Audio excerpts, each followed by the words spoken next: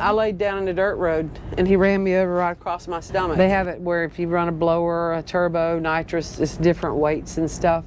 There was people that were happy for me and there was people that was like, I'm not a feminist by any means.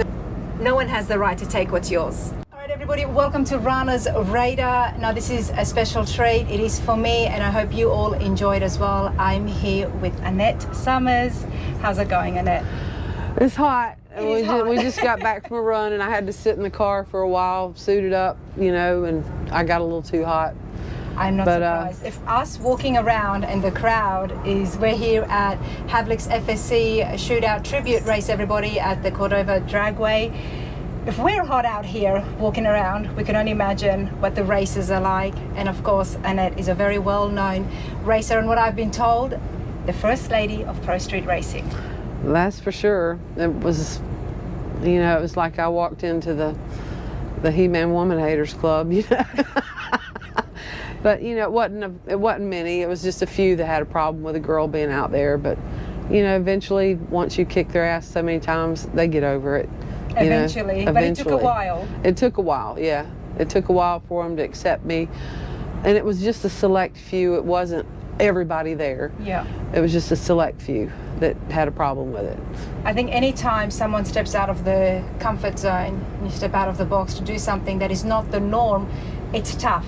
And whether you've got one person, hey kitty, whether you've got one person, a select few, or the entire population, the effect is still significant. Yeah, you know, Shirley Muldowney, she had it pretty rough, but she handled herself well. Now Shirley has been on the channel before. Oh yeah. So I'll put a link for you guys to have a look at that, and we talked about some of the struggles that she had. Yeah, but I don't see it that way. I just see it as, you know, I've been a gearhead my whole life. Like when I was a young girl, my relatives would buy me dolls and stuff for my birthday. I didn't want dolls. I wanted bikes and cars, you know. You were a tomboy. Yeah, I was a tomboy, you know, and I was telling this story the other night. I didn't come from money, so the neighbor kid had a bike. I wanted to ride his bike so bad. And he said, I tell you what, he said, and we lived on a little dirt road with a hill. He said, I tell you what, if you lay down in the middle of the road and let me run over you with my bike, I'll let you ride my bike. Don't you love It's kids? kind of a dare, you know. And I wanted to ride the bike so bad. You laid down? I laid down in the dirt road and he ran me over right across my stomach. And I got to ride his bike. And so, I mean, it was a dare, but I wanted to ride that bike. And so... you know, that gives us a little window on how crazy I am. Exactly, just how crazy you are, which is why you have been so successful in the world of racing. Yeah, so you've got that drive in you. Annette, tell me about the time and how it all started. Well, how old were you? Let's see. I raced dirt bikes first. So I worked in my neighborhood doing things and raised money, bought my first dirt bike. Within a month, I'd built my first ramp. Evel Knievel was very popular then. And so I built ramps and was jumping within a month of getting the bike, a dirt bike. And so, I mean, I thought I was Evel Knievel. You know, I would fly through the air, you know, on my dirt bike. And then I started racing at local motocross tracks. And so I did pretty well. And so the Honda shop, the local Honda motorcycle shop in town, they sponsored me with a brand new dirt bike. And so I did that from 16 to 19, but I started racing cars when I was 16, that exact car sitting out there. The pink Camaro? The pink Camaro was an original 68 Rally Sport. Wow. And so within 2 days of getting the car, I think I paid $750 for it, or my dad did, $750 for this car. And within 2 days, I blowed the motor up in it. And so went to the junkyard, found another engine, and put one out of a Corvette in there with a little more power. And I mean, I started, you know, I graduated. I started out running like 14s, then 13s, 12s, 11. I mean, I graduated like high school, you know, yeah. Which I didn't, but... in the world of racing, you did. I did. I started out slow and worked my way up. And So then in about, I guess in 1986, you know, we've been together, was married 2 years then and together 4. And so I envisioned this class that we race now. And I said, because my car was fast, before all this, I put a big block in it and all this. And it was my daily driver car and it ran 11s back in, you know, in the late 70s. That was fast for a daily driver car. And so we decided, you know, we want to show up, you know, to the track with a really fast street car.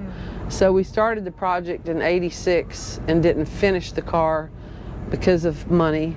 It took us several years. I think we finished it in 90 or 91. Yeah. And I ran some Super Chevy races and stuff. And then I wanted to go faster than that. So then you know. So tell me about your husband. He was obviously already in the scene. In the racing scene, he was doing some racing himself as well. And of course, naturally, that's how you would have connected.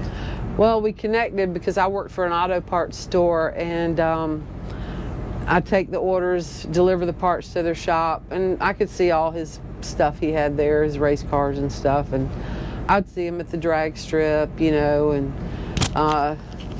he would order the wrong parts just so that I would come down there and have to come back because he liked me, but I didn't really like him. I thought he was a smart ass.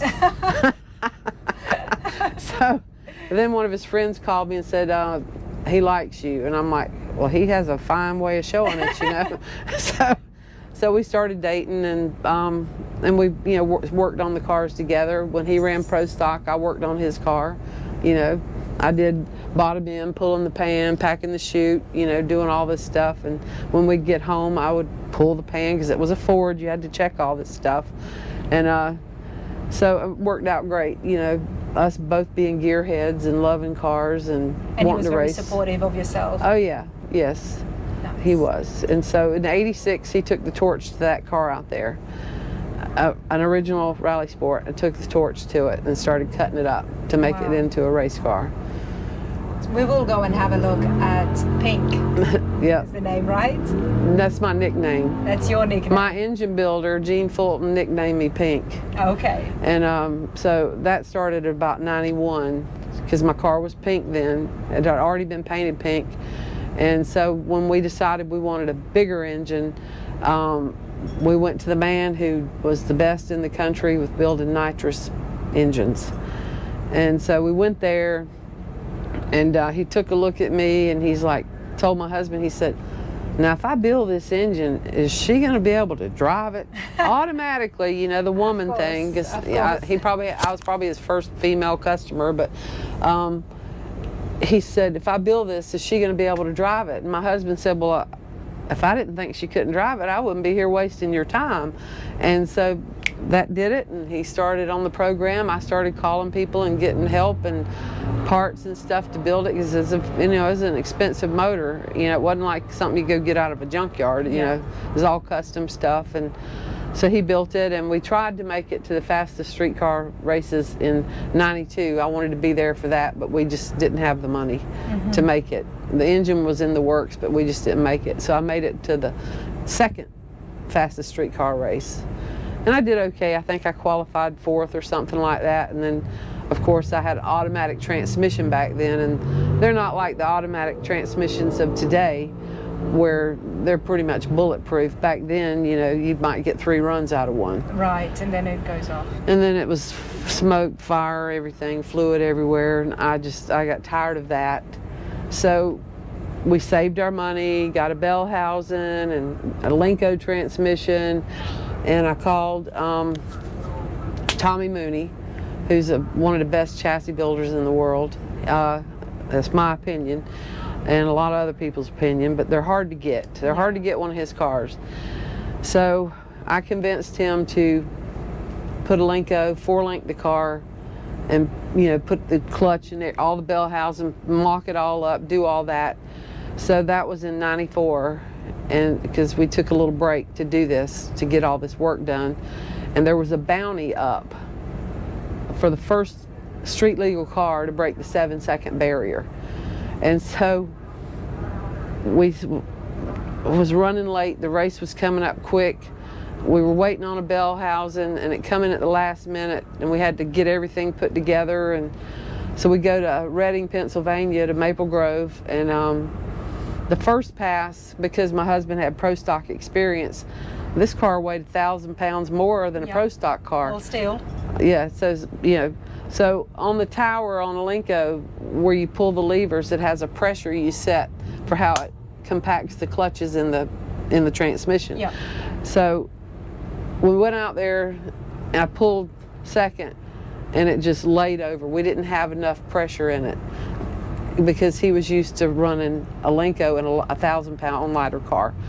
So we come back. And you had to adjust it right then and there. Well, we burn up the clutch packs in the transmission, so we missed second qualifying pass. We had one more. And so we ripped the car all apart, and we tightened it up and made it where it was harder to actually pull it.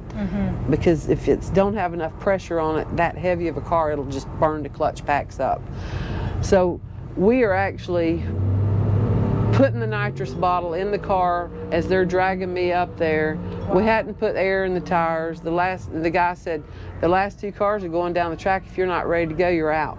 Wow. And I mean, we did a lot of work and a long time getting that car ready to do this deal because we wanted that bounty.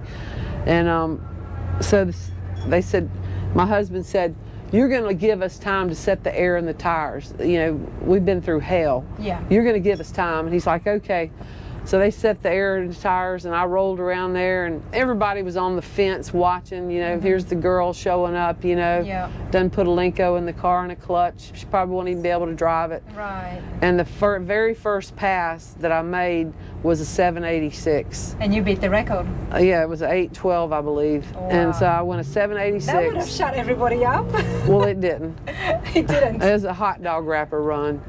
You know what that means? Yeah, first beginner's luck kind of thing? Or? Yeah, or something flew in front of the clocks and set it off. Well, then I ran a 774 and a 774 again, and then I ran a 772, which is this picture right here. Wow. And that's from... And what year are we looking at here? This was August of 1994. In 94, quarter mile at 772. I mean, that is just... Back then, that was just...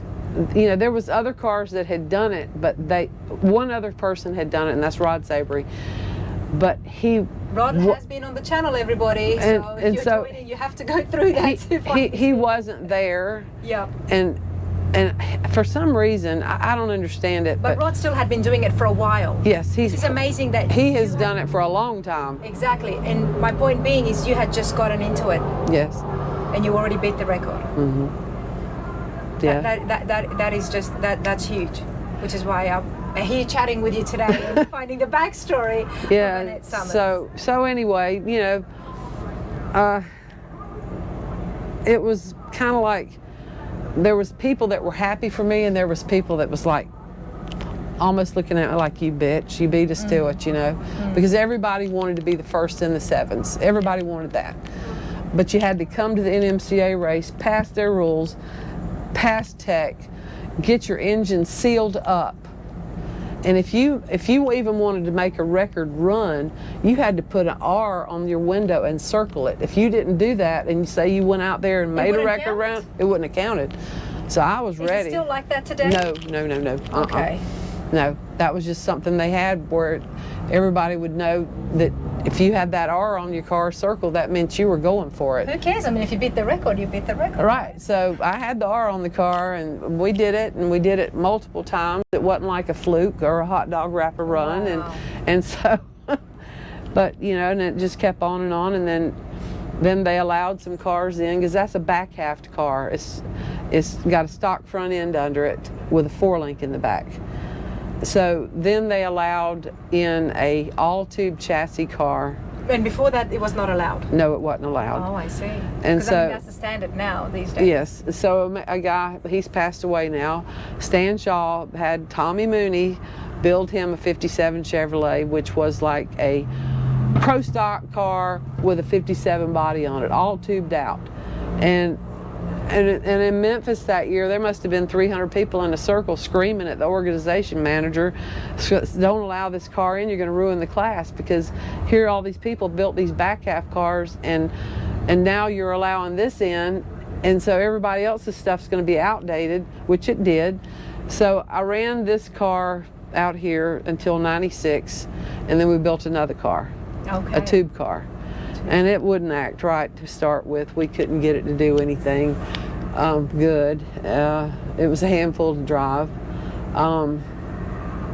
And so we finally figured that out and got that car going. And then in 98, because 97 was new car blues learning year with a tube chassis car. 98 we come out with it figured out and went to Bowling Green and set the world record again. And that race in particular, they were saying that it was a hot dog wrapper run, and that there's no way I went this fast. So of course everybody protested me and made me, they had to come check everything and make sure my engine was what it, because you had to have, couldn't be over 650 cubic inches, and checked everything. They would never have done that if you were a man. I don't think so. No. So, but I mean, this ain't all about me being a woman, because I'm a tomboy. Yeah. So it was more like, how can she do all this, you know? Yeah. And we've got better stuff than her. So, but they didn't have my engine builder and my husband on the clutch. So, which is what my next question was going to be, is what made the difference? Was it just the driver, or was it the actual engine and the stuff that's happening underneath the chassis? When I first got the big engine, I told you that it took us a while to save up to get the money to get it. That, I never ran it without the nitrous on. That little engine went 250 runs and never, on the same 8 pistons. Everybody else is leaning. You never blew a piston? No. And so then we redid it, and it probably went another, because I match raced a lot and did local stuff, you know. So then it probably put another 150 on it. Mm-hmm. And then the old block gave up. It broke a main cap in the webbing of the block, but the motor was still running, and I think that happened in 96 or so, somewhere in there. And wow, the motor was still running? Yeah. And I couldn't figure out why I about crashed, because the motor's still running. I didn't hear no rod come out. I didn't hear anything. And so, of course, there's oil on the track. That's one time I oiled the track down, and I hated that, because I don't like that, you know. But that motor was just like, it was ungodly how this thing just ran nitrous every pass, on and off the throttle, you know, and I never heard it.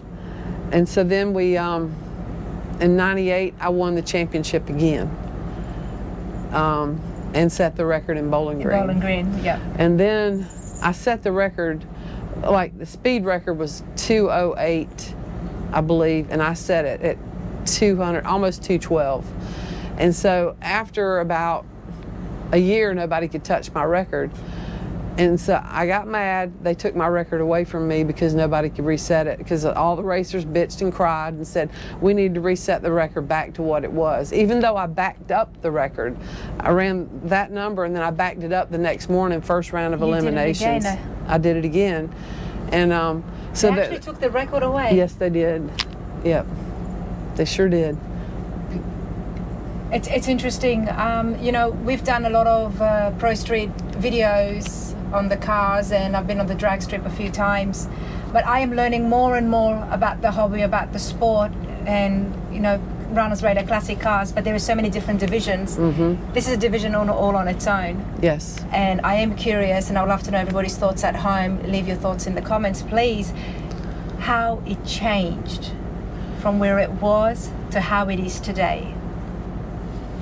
More women got involved. More women got involved. And you got to have... And you're still out there. You're still out there on the drag strip, which I absolutely love. But you know, you got to have thick skin. But now, you know, there might be a little bit of drama in pro stock with Erica and some of the guys, because she's so talented, you know. And they can't stand it. And there's just a few of them. Everybody likes her, but the deal in Bowling Green where I set the record, they tore me down.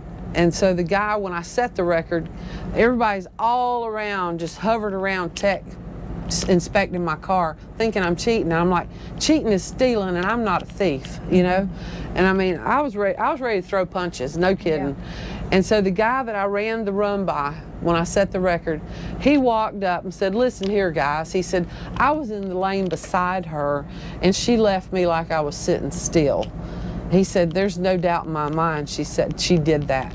And was trying to shut these people up, but they just kept on and on and on and wanting to, accusing me of cheating. Yeah. And so, I've never cheated. I've never done anything that is not right, or I don't even do the gray area. And the interesting part here is that it's not like you just came in and you said, "You know what, I'm going to go and do a quarter mile." You grew up in this. Yes, my whole life. Racing something. You learned about it. Earlier off camera, you were telling me that you would always love to be there on the drag strip or on the race course, at the pit stop, seeing what these guys were doing, and I think that's why I got really drawn to you even more. I mean, 2 years ago, I was walking up and saying, "What did you do here? What is that? What is this?" Asking all my questions, because I also had the thirst to learn and find out exactly what was going on with these cars. And that was the same case with yourself. Yeah, I wanted to learn. I always went to a lot of the Pro Mod and Quick 8 races and stuff, and I watched the car run, and if it didn't make a good run, I wanted to come back and watch what they did to their car to see what kind of adjustments they made to the car. So I would be all up in their pit, leaning around, looking around, and all this stuff. And you worked your butt off. And I wanted to know what fixed the car. I wanted that knowledge. If somebody wants to cheat, they would not have been so involved and have a history with it. They will just come in and try to win by cheating. But you worked yourself up. Yes. And you put in those years. Yes, I put in a lot of years doing this. So this car here, that was my last Pro Street car. And okay. I drilled it out and hollowed it out so the lights shine through there. But this car here was really fast, and everybody loved this car. But I had an anchoring to go Pro Mod racing, and I wanted to move up. I wanted to go faster. People at home who watch this, and people who don't know, like myself, all those fine details, help us out here a little bit. Tell me the difference between Pro Mod, Pro Street, and the different racing divisions. All right, Pro Street, well, it was actually, like I said, it started out as back half cars with Pro Mod engines in them. Okay. And you had to weigh a certain weight, which was pretty 900 to 1,000 pounds more than a Pro Mod car. So it couldn't be fiberglass? Oh no, you could have it had to have a steel roof and quarters, but you could have, in Pro Street, you could have a fiberglass front end, deck lid, But you needed to have a majority of the body be steel to meet that. Okay. Yes, and Pro Mod is all carbon fiber bodies. Yeah. And 23, it depends on your engine combination. They have it where if you run a blower, a turbo, nitrous, it's different weights and stuff. But it's... Is that more like the Indy races, or being Pro Mod? No, Pro Mod is class in its own, which, let's see. This right here was my first Pro Mod car. It was a 57 Chevrolet built by Tim McAmis Race Cars. I got it when it was about 6 months old. This is where the body's made from the ground up? Yes. Okay. The frame's built, it's custom chrome moly frame, 4-link suspension. And it's mainly fiberglass? No, this is all carbon fiber here. All carbon fiber, wow, even lighter. Yes, even lighter. And so I ran this car for a while, and with a nitrous engine in it, and then eventually I wound up putting twin turbos on it, and did pretty good with it. And then I built another pro mod car. I didn't build it, but it was built for me. I built a 63 split window Corvette, and it was twin turbocharged. It was built at Vanishing Point Race Cars. The man that was backing me did all this and surprised me with it. Wow. He called me and said, go to Pennsylvania and get in your car and get fitted for the seat and the seat location and everything for me to fit in this car. So, and it was finished in 8 weeks. Then the engine was being dynoed in California at Duttweiler's, and he's like a turbo engine guru back then. And so we brought this car out, and it had Motec on it. You know what Motec is? No. It's an ignition fuel system, and I mean, it has traction control. I mean, it's every perimeter you could ever put on a race car, even proximity sensors, everything. Where you can, I mean, this car had that big wing on the back. Yeah. I even had sensors that would read the downforce on the wing. I mean, it had all this stuff. But you didn't run with that on there. If you were testing and you wanted to know what your downforce was, you put it on this wing. And proximity is like, it reads the track and the location of the frame from the track. That's similar to what they've got in some of those modern day cars. Like a lot of the modern day Corvettes do have that. Probably. Especially if you put into sport mode. Yes. And it's able to assess the traction and the mode.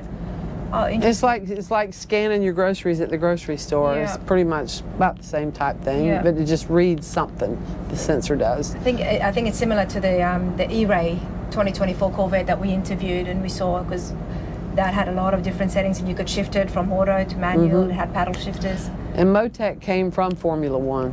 Okay. Yeah. There you go. And now pro stock motorcycles have Motec systems. So at the time, Motec was a really new system and you had to learn on that. You had never used it before. Never. What was that like? I was terrified of it, you know, because it's not what we were used to. We didn't have laptops hooked to carburetors, and you know, we did everything with tools. There was no laptop. The only time you had a laptop was to download your run and look at all your information from the run. It didn't control the car, it just recorded the run so that you could see your clutch graph, engine RPM, EGTs, battery voltage. I mean, all these things. It was data recording, not actually controlling the car. So, you know, nowadays it's so common. It's a common thing. It's a common thing now. They have Haltech, Fuel Tech, Holley, EFI, Motec. I mean, there's so many of them, but I prefer old school, and my car is old school. I mean, it don't have any of that stuff on it. So how did you go on that car with the Motec? How fast did I go? Yes.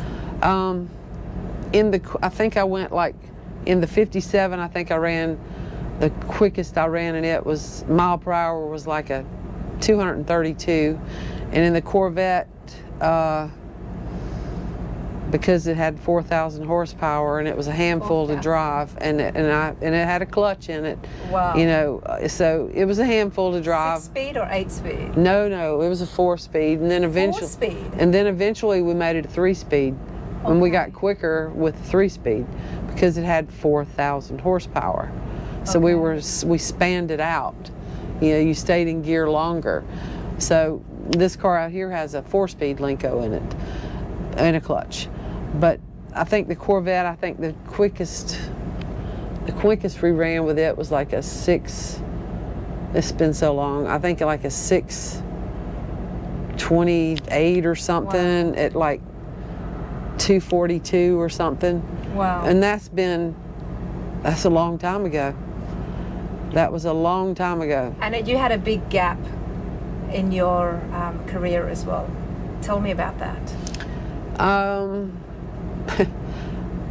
I raced up until about 2009, and I had a serious health issue, and I don't even want to go into what it was, but it's personal, and women, you know, with our bodies, we don't want to talk about it, but so I had to have major surgery, and then depression set in because you're automatically thinking, you know, where's it going to be next, you know? So depression sets in, but I would venture out and go to the track, and I would come home. I would be happy at the track, and being with my friends, and then I would come home and I'd be depressed because I missed racing so bad. And so then, you know, time goes by. Last February, Brian and Jess Havliks called me and said, we hear you have your original back-aft world champion record-setting car. And I said, as I do. They said, well, we're wanting to put on a race as like a reunion race to get all of you old people together to have a reunion race. And now you're very particular on who you link yourself with. What was it about the Havliks that made you say, okay, I will do it, I will come and get some friends together? And not only that, but you also sponsored a lot of a big major part activity of the show as well. Well, you know, NMCA is no longer anymore. I felt that they should have done it. Wow. I felt they should have done it, and so they didn't. Yeah. They had their chance to do the 30-year reunion. Mm-hmm. It never happened.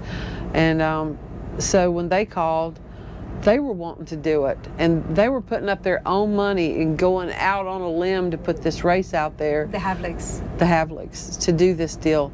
And I said, anybody's willing to put a race on and call me in February, and the race is in August. You know, really a lot of times you need 1 year to promote a race. And I said, they're really sticking their neck out. I said, and just talking to them is like so easy talking to them because they're just nice people. The whole family, the whole Havlik gang. I think there's like 100 of them. But definitely a great bunch, and it is a big bunch. Yeah, and so I notice on Facebook every time you see Havliks, it's a big bunch. But so anyway, when this race came about and they announced they were doing it, about 2 weeks later, someone from NMCA called me and said, "Hey Annette, would you be willing and helping us? And what do you think about us having a reunion race?" And I said, "Isn't that a surprise? Somebody's already beat you to the punch." Yeah. You know, so.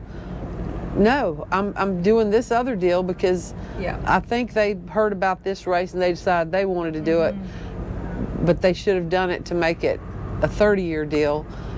They should have done it in 2022, but of course COVID and all this crazy shit going on. I mean, they could just get involved with the Havliks and support this race, this event.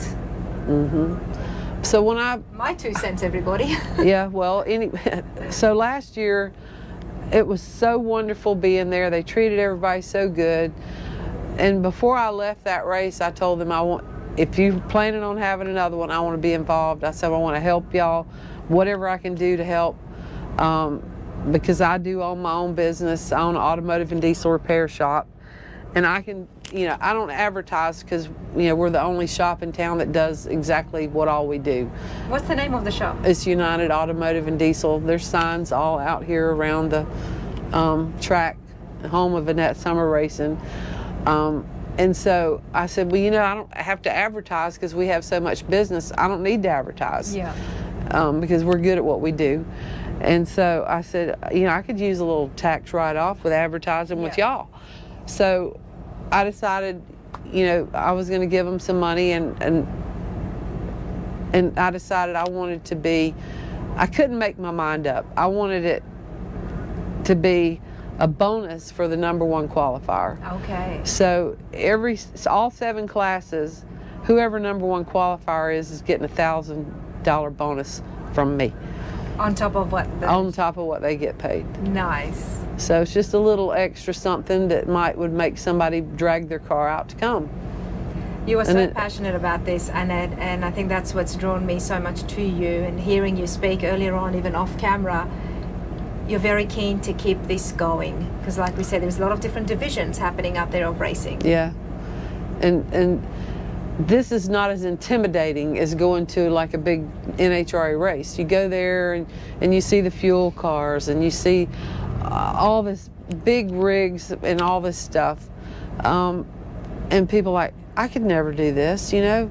But when you come here, yeah, there's a few big rigs here.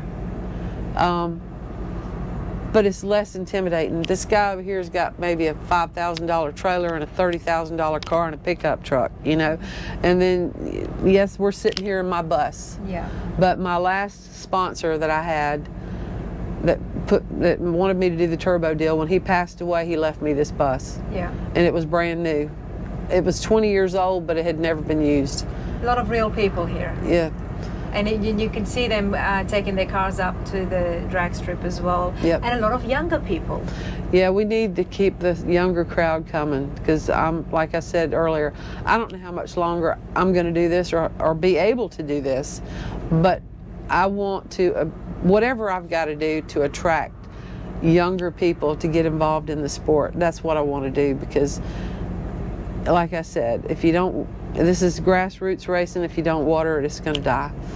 And so I just, like I said earlier about the drag and drive, these people drive their cars hundreds of miles and go to all these tracks and race these cars. They pull their trailers behind their cars with their tools and they go from track to track to track. That is amazing to me. Yeah. And they're not racing on the street. I despise street racing. There you go. I mean, I just hate it. Yeah. And I was not a fan of street outlaws, and everybody knows that. Because I just think, even though it looked like a closed deal, roads are closed, a lot of people think, well, I'm a street outlaw. I'm going to go race my car down the road. Yeah. And a lot of people have died because of it. Yeah. And that's promoting street racing, and I just couldn't stand that. So all this, what's going on with the drag and drive that they're having here this weekend, they made their 50-mile cruise yesterday. They're going to race today and tomorrow, I think. I'm not sure on the schedule. And they end up all the way in Utah, don't they? At the Salt Flats. They end up I don't know. I don't know. Unless I'm wrong, but anyway, your passion is so up there right now, Annette, and it has been there even though you had that small gap. Being here is what fuels you. Yes. And being on the drag strip, not just here. You don't want to just come here and see everybody else race, but you want to be right there. And oh yeah. And you were just then before. How did you go on the drag strip? I missed you. I was walking up and you left. Well, I got overheated because they had somebody's car, something happened on the track. I don't know what happened. And so I got overheated. So I came inside here and took my suit off and laid down, got something to drink and tried to cool off. And I really don't even know, but I heard somebody say out of my class, I'm the quickest one. Oh, well, I'm not surprised. So that's all I know. I don't know what anybody else ran. I'm not even sure what I ran. So everybody said you're the quickest in your class. So. But everybody's talking about you. When I was walking around, your name kept getting mentioned, and I said, yes, I know. I said, I follow her, and I was hoping to catch you today, which I'm glad you came by. I'm so glad I did. Yeah. I'm so glad I did. I love what you have done. You persevered through a lot of tough times, but you worked for it. Yeah, I mean, it wasn't like I'm a woman, hear me roar type bullshit. No, this was like, I'm a gearhead. I've been a gearhead my whole life. I didn't show up to race to show off or, oh, look at me.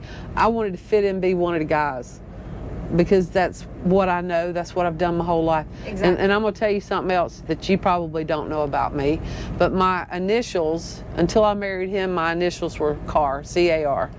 And when we got married, is C-A-R-S, cars. Wow. So how crazy is that? Here, you know, we got a crazy car nut girl, and her initials are actually cars. I'm not a feminist by any means, and I will put it out there, but no one has the right to take what's yours. No. It's that simple, and that's what it comes down to. So when I talk about, you know, persevering through those times, it's got nothing to do with the fact that you did it, you're a female, and, you know, you should be given this. No, none of that at all. No, not at all. It's yours. You worked hard for it. And you have from the ground you up. have to earn it. And you've earned it. You have to earn your place, and I feel like I earned my place, but I'm older now, and so the companies that used to sponsor me are now owned by corporations now. Of course. They don't even know who I am. So when I call up saying, hey, y'all used to sponsor me years ago, I did well for y'all, I won championships, set records for y'all, you know, they don't give me the time of day. Yeah. I think it's because I'm old. You know, I don't know what the deal is, but and like I said, like Flowmaster mufflers, I was the first driver they sponsored. Yeah. And now they're owned by Holly. Yeah. I can't even get these people to talk to me on the phone. They don't even know who I am. When I was Flowmaster's poster child. Yeah. And so, you know, it's just the changes, you know, as time goes on, companies get sold, and you know. It's still fabulous what's happening here today. We are at Havliks FSC Shootout Tribute Race, and the Havliks, for doing this, keeps that going on, because I'm hearing about Monty's cars, you know, across the next trailer next to you, the 255s. Monty, Bernie. Exactly. So, and I'm seeing all these other people who've been there from the racing scene, probably from your time as well. Them coming and talking to me informed me about it. Yeah. And it kind of keeps that legacy alive. And I'm grateful for anybody who does that and preserves their history, this hot rodding history, because if it's not for you guys, then the next generation will not know. Right. And I do hope that my channel has done it justice, Annette, and I do appreciate your time, that we've been able to tell some of the future viewers as well, and exactly who Annette Summers was and the influence you had. Yes, and there's 3 of us here this weekend that actually, there's cars here from the era, but like I said, several of them's passed away. There's 3 of us here that are the originals from the early days. There's me, Randy Lambert, and Rick Pope. So, and we have our original cars here. Randy did go, I was there and I filmed Randy do his shootout, so we'll try and catch him as well on camera. Yeah, and if y'all are praying type people, pray for him, because he has cancer. And I'm gonna start crying, but so Randy Lambert and I get to line up today. We'll be the 2 sitting in the burnout box when they do the national anthem and the prayer, and me and him, and we're gonna have like police cars go down in front of us too. There's 2 race car police cars with flashing lights. They're going to go down the track first, and then we're going to do our burnouts and make our runs. And I am going to do my best to catch a lot of that, and that's going to be in my vlog at Havliks FSC Shootout, everybody, so be sure to check out that video. This one is dedicated just to Annette, so I could get to know Pink a little bit more. Yeah. But we do want to go and have a look at the Camaro outside. Okay. Why don't we do that? Welcome to it. You can get in the seat and pull levers. Now you can tell everybody I've pulled levers before on a Linko. Let's go and do it.